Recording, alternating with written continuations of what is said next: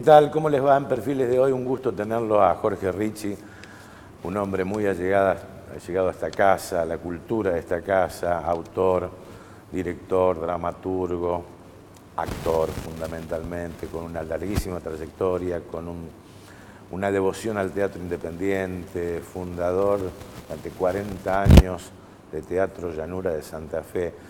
Creo que es una de las personalidades reconocidas a nivel nacional que tenemos aquí en Santa Fe y va a ser un placer hablar con él en segundos aquí en Perfiles de Época.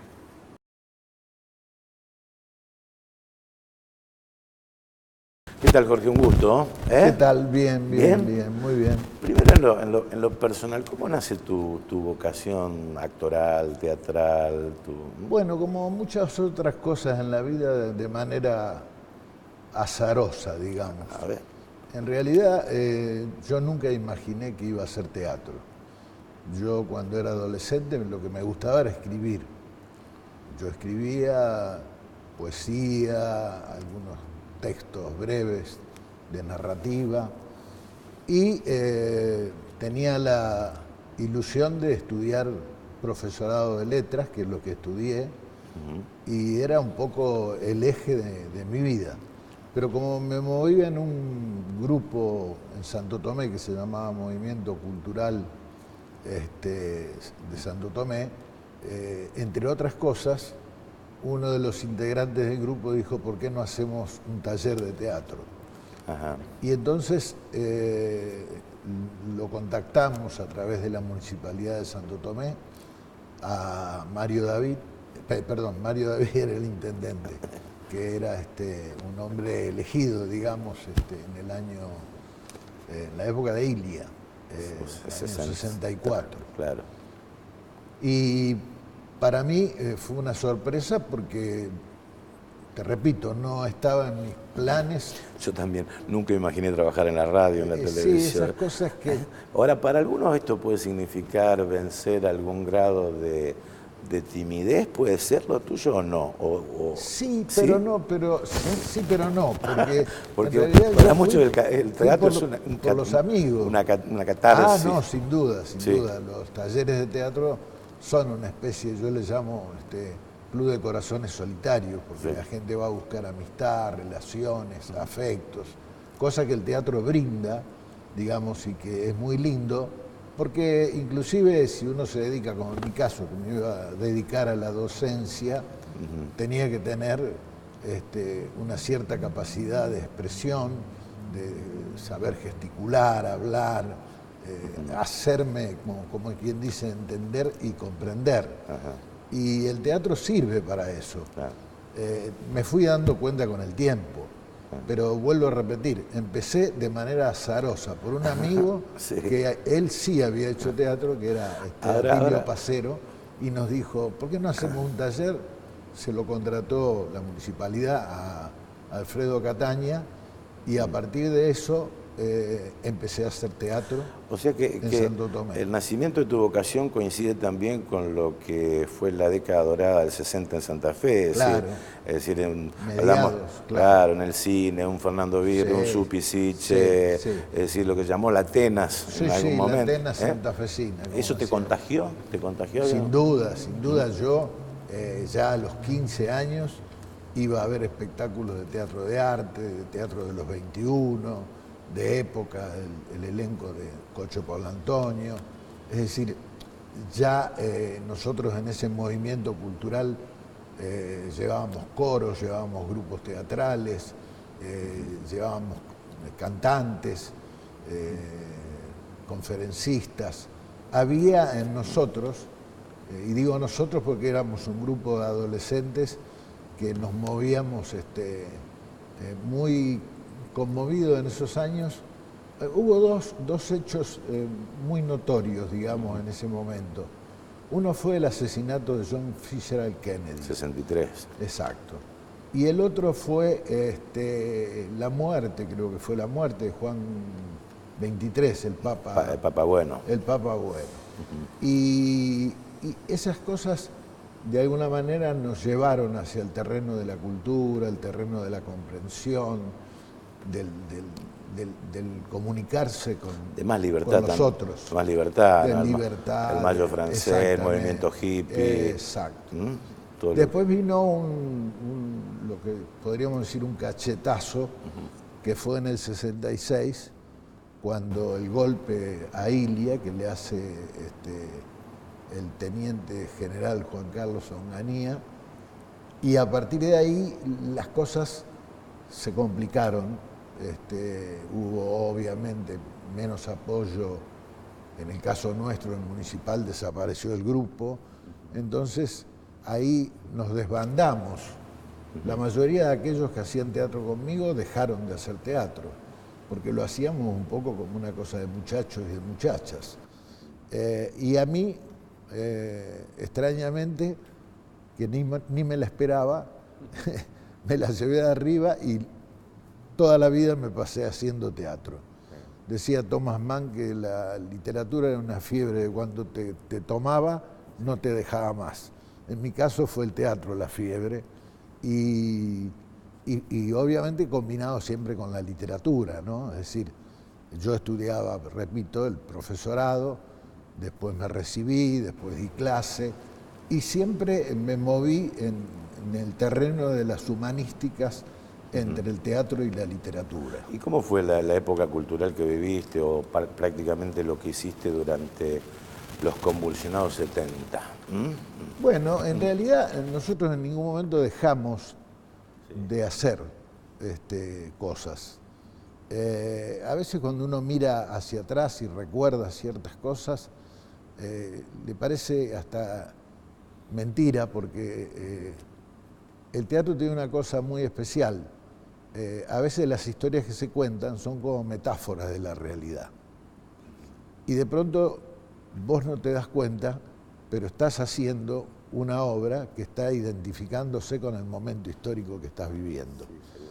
En el año 74, por ejemplo, hicimos Ubú Rey, que era el padre Ubú y la madre Ubú, que eran como dos personajes disparatados que querían apoderarse del reino de Polonia, y a la vez acá en la Argentina estaba Isabelita y López Rega. Sí. Valga la ironía. Claro. Pero de eso después se da cuenta con el tiempo uno. En ese momento estábamos entusiasmados con la obra, pero evidentemente había razones para estar entusiasmados con la obra. Y después me imagino que el proceso fue algo distinto, ¿no? El proceso militar ya y también. Más complicado. Pero durante el proceso, o la dictadura de Videla, digamos, el teatro independiente en Santa Fe y en el resto del país siguió trabajando, obviamente con mucho más cuidados, porque hemos pasado algún tipo de trabas, de inconvenientes. No voy a decir que eran persecuciones, porque además el teatro ya era una expresión más de minoría. Distinto es a la música. Yo he encontrado después con los años, he encontrado discotecas en donde estaban rayados discos de Mercedes Sosa, discos de Horacio Guaraní, discos de Isela o de Fabio. Decir, la radio tenía una lista de temas prohibidos, una lista. Las bibliotecas públicas tenían prohibidos ciertos autores. Esto no, en el cine pasaba lo otro tanto, ni hablar de la televisión. En cambio, el teatro era como un arte de minoría ya. No me refiero al teatro comercial, me refiero al teatro que llamamos independiente, alternativo, off, o como se lo quiera llamar. El otro teatro, el teatro de arte un poco, ¿no? Y naturalmente que eso exigía una serie de vaivenes, de inconvenientes y demás. Sin embargo, viajábamos por el país, nos manejábamos entre grupos, no teníamos una situación de apoyo. Hoy por hoy, los grupos de muchachos y muchachas que hacen teatro cuentan con el Instituto Nacional de Teatro, cuentan con organismos provinciales o municipales en todas las provincias argentinas.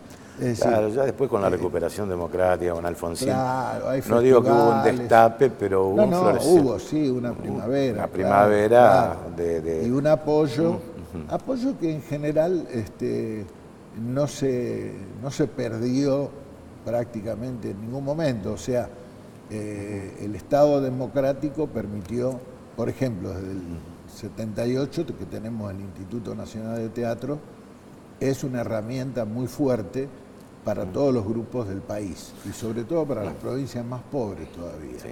¿Disfrutás con el teatro personalmente? Sí. ¿Actuás para vos o para la gente? A ver. Mirá, primero te tenés que alegrar vos para que se alegren los otros. Es un poco lo que le puede pasar, qué sé yo, a alguien que en su familia es un poco el cómico o no es que yo sea muy cómico, pero quiero decir, aquel que de pronto hace una serie de juegos que logra entusiasmar al resto.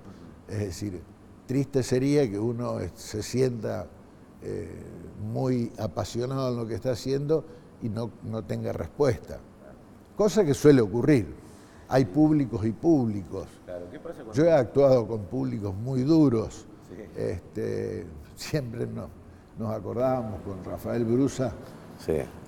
Hicimos una gira por el País Vasco y hacer reír a los vascos es más difícil que cazar un mosquito en el aire, digamos. Sí. Sin embargo, cuando terminaba la función, el público aplaudía apasionadamente. Pero son características, ¿no? ¿Y qué elegís, la comedia o el drama? Mirá, para mí los géneros hoy por hoy están muy entremezclados. Me parece que siempre tiene que haber una cuota poética, una cuota de humor y una cuota de, no digo de dolor, pero sí de reflexión, elementos de reflexión, etcétera. Es decir, digamos, el teatro, como decían los griegos, es un poco tragedia. El espejo de la polis, es donde la ciudad, el mundo se refleja, ¿no?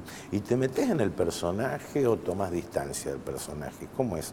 O sea, vos subís al escenario y ¿qué pasa por tu cabeza? Bueno, yo te lo voy a graficar con una expresión que tenía un viejo y gran maestro ruso que era Konstantin Stanislavski. Ajá. Stanislavski decía que había que actuar en el umbral del inconsciente. Esta expresión en la psicología ya ha perdido un poco de vigencia, pero en la época que él lo decía, el umbral del inconsciente era ni irse, ni perderse excesivamente en el personaje, ni observarse racionalmente. Es decir, encontrar ese punto intermedio en donde lo de uno naturalmente se equilibraba con lo del personaje.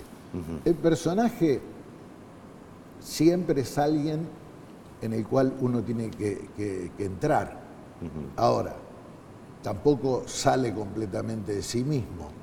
Es decir, hay, por eso digo, una especie de umbral en donde hay un control entre lo que es el actor y lo que es el personaje, ¿no? Claro.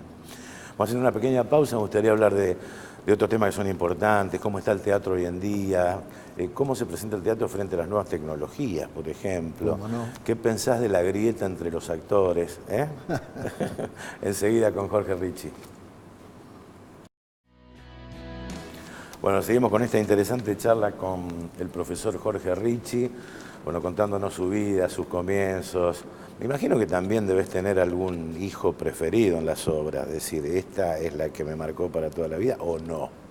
Sí, hay varios momentos que podríamos decir, es como tocar un techo en lo que uno hace, ¿no? Sí. Es decir, uno siempre está ligado, en mi caso, al equipo Teatro Llanura, porque yo trabajé siempre con un equipo que fue cambiando, nos fuimos modificando, pero con el cual conformamos toda una dramaturgia propia, y dentro de esa dramaturgia propia hay una adaptación del Jorobadito en el año 81 de Roberto Ar, que fue un espectáculo para mí muy importante desde la dirección, con actores espléndidos, como el Flaco Rodríguez, como Rafael Brusa, María Rosa Pfeiffer, Daniel Machado, y que con me llevaron a hacer un trabajo de dirección muy valioso. Después, en el 88, nos atrevimos a escribir a cuatro manos con Rafael el clásico Binomio, que dirigió Mauricio Cartún. Mauricio Cartún es un gran dramaturgo porteño que tuvo la generosidad de dirigirnos y prácticamente fue su primera dirección. Hoy dirige sus obras. Y ese espectáculo duró 20 años. Sí. Ese espectáculo anduvo por toda Latinoamérica, anduvo varias veces por España, por Francia, por Portugal, por toda la Argentina. Y empezamos en el 88 y cerramos en el 2008 en el Centro Cultural de la Cooperación en Buenos Aires, haciendo una temporada de 6 meses. 20 años haciendo una obra. 20 años. Y cada obra es distinta. No, pero no permanente. No, pero cada obra es distinta. No a la manera del teatro comercial que van de jueves a domingo, si no nos hubiésemos vuelto ¿Y cada locos. obra es distinta o no? Cuando cada función. Cada función es distinta. Sí. Es distinta cada función. Sí. Por más que tengas el libreto. Porque eso es lo que más impacta al espectador. Dice, estos tipos ya 100 veces hicieron esto. O sea, no es que las 100 veces hicieron eso. 100 veces estuvieron haciendo algo similar al día anterior y próximo al día que viene. Es decir, cada función tiene sus dimes y diretes. Es un poco lo que uno hace en la vida cotidiana. Sí, cada día es distinto. En la vida cotidiana uno se levanta todas las mañanas, desayuna, saluda, sale, camina, pero no todos los días son iguales. Bueno, como todo ambiente intelectual del teatro, el cine, tiene un grado también de intelectualidad política bien marcado, ¿no? Vos estuviste en su momento en la recuperación de la democracia, muy cercano al alfonsinismo, tratando de recuperar lo que hablábamos en el bloque anterior, la cultura que se había destruido, ¿no? Creo que sí. Hoy por hoy, ¿cómo ves la grieta de los actores? Es decir, ¿cómo lo ves vos siendo del palo del actor, ¿no? Y teniendo ideas políticas propias, ¿no? ¿Cómo lo ves? Mira, yo creo que, digamos, lo que se llama la grieta está instalada en toda la sociedad. Es decir, ahora, te pregunto antes, ¿existió siempre o existe más ahora? ¿Cómo lo ves? No, yo creo que ahora existe, ahora en los últimos años, quiero decir, ahora. En los últimos tiempos se fue generando esas dos veredas que de alguna manera también entraron en el terreno del arte. Lo cual no significa que entre nosotros, entre los artistas, no podamos convivir. Yo, por lo menos, no he perdido amigos, no he perdido referentes, al contrario. Muchos de ellos pueden tener una mirada diferente a mí en cuanto a la cosa estrictamente política, pero hay un parentesco en el terreno artístico que nos permite... aparte no está mal expresar lo que uno siente, lo que piensa. No, sin duda. Yo veo muchas cosas que comparto, otras que no comparto. Me refiero a las historias que se cuentan, cómo se las cuenta. Pero a veces no pasa exclusivamente por lo ideológico, sino que pasa también por lo estético. Es decir, hay... en el camino del arte está lleno de buenas intenciones, pero no siempre llegamos a buen puerto, digamos. No es fácil. No, el tema es que la grieta no signifique, no se transforme en enfrentamiento y violencia política. No, yo no lo he vivido. Yo no lo he vivido ni acá, ni en Rosario, ni en Buenos Aires, ni en Córdoba, que son las ciudades donde más me muevo, con la que tengo más amigos, con la que tengo más contacto, digamos, y una mayor actividad. Y repito, eso no impide que uno pueda trabajar naturalmente. Es decir, más allá de eso puede haber fanatismos, expresiones, no sé... Sí, expresiones más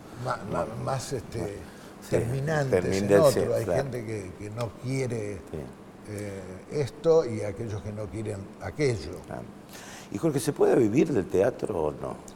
Hoy por hoy, en mi caso, en mi tiempo, bueno, yo he vivido siempre, yo di clases en muchos lugares de la provincia y compartía la literatura con el teatro, es decir, hasta el 83 que vuelve la democracia, mi vida era o sea, de alguna forma ligado al teatro de alguna u otra manera. Pero no era exclusivamente el teatro, es decir, estaban las dos cosas. Hoy por hoy veo que hay muchos más grupos que, repito, con mucho apoyo estatal, mucha difusión del teatro en las escuelas, hay grupos que trabajan con adolescentes, hay grupos que trabajan en gira, que recorren distintos lugares, y eso les permite naturalmente, y además hay muchos estudiantes, muchos talleres de teatro, hay gente que construye una escuela importante y eso les permite a uno, a dos o a más.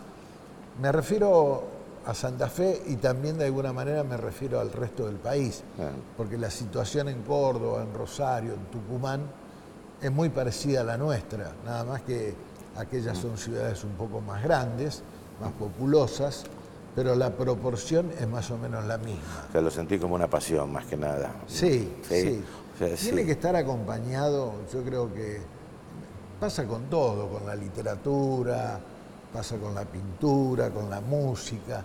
Si no está acompañado, digamos, de un costado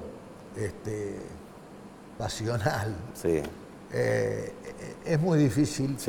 Es muy difícil llevarlo adelante. Y llevar esta pasión, ¿estás, digamos, feliz, conforme con tu vida? ¿Harías lo mismo? Si volvés a nacer, ¿volverías a hacer lo mismo? No ¿O sé. qué te faltó? No sé, porque yo jugaba al básquet también. A lo mejor hubiese ido a la NBA con Ginóbili. Yo soy un poco más grande que Ginóbili. Y en mi época no iban a la NBA. Pero, nada, esto es una broma. Yo lo que hice, o lo que estoy haciendo, mejor dicho, porque yo no he dejado de hacer, sigo haciendo, sigo trabajando, y tanto en el terreno de lo artístico propiamente dicho, como en la gestión cultural también, yo lo siento como mi territorio, como lo que a mí más me expresa y con lo que yo más me siento identificado. No tengo ninguna sensación de decir, qué pena que no hice tal cosa, qué pena que no me fui a Buenos Aires, qué pena que no me fui a otro muchos país. se preguntan por qué no te radicaste en algún momento en la capital federal, ¿no? Sí, más de una vez. Te han preguntado. A veces te empujaban, cuando lo que hablábamos hoy, ¿no? De las obras, también me acuerdo de Actores de Provincia, fue una obra nuestra muy exitosa, y la gente medio que te dice, che, váyanse a Buenos Aires, che, ustedes están muy bien, y qué sé yo. Pero no, a mí siempre hubo distintos motivos que me contuvieron en la ciudad. Por un lado, el equipo de teatro, pero después vino toda la experiencia de gestión cultural en la universidad, que para mí tiene un valor inmenso, y que eso fue una razón para estar en esta ciudad. Gracias, ha sido un placer, Jorge. No, gracias a vos. Bueno, pasó Jorge Ricci con nosotros aquí en Perfiles de Hoy.